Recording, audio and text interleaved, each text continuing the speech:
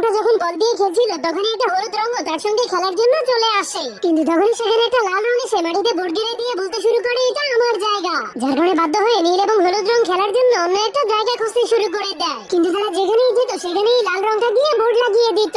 লাল রংটা সব জায়গাতেই বোর্ড লাগিয়ে দিয়েছিল, এমনকি একটা ছোট্ট খেলনা হাঁসের জায়গাতেও। যার কারণে নীল এবং হলুদ রংটা অনেক বিরক্ত হয়ে লাল রংটার সঙ্গে লড়াই করার সিদ্ধান্ত নেয়। এরপর নীল রংটা লুকিয়ে লুকিয়ে একটা বোর্ডকে উঠিয়ে ফেললে লাল রংটা তাকে দেখে সেখানে আরো বেশি বোর্ড লাগিয়ে দেয়। যার কারণে হলুদ রংটা অনেক বড় একটা বুলডোজার এনে সেই সবগুলো বোর্ডকে ভেঙে ফেলতে শুরু করে, কিন্তু তবুও শয়তান লাল রংটা বারবার ফিরে এসে বারবার নতুন নতুন বোর্ড লাগিয়ে দিত।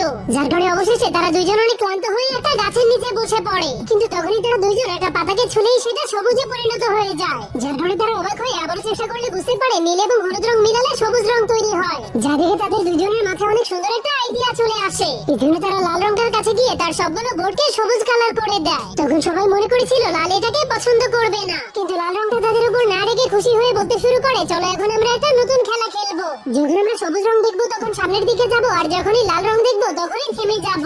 আর এভাবেই নীল হলুদ এবং লাল রঙের মিলে ট্রাফিক সিগন্যালের আবিষ্কার করেছিল। আপনি কি কালার পছন্দ করেন তা কমেন্ট করতে ভুলবেন না।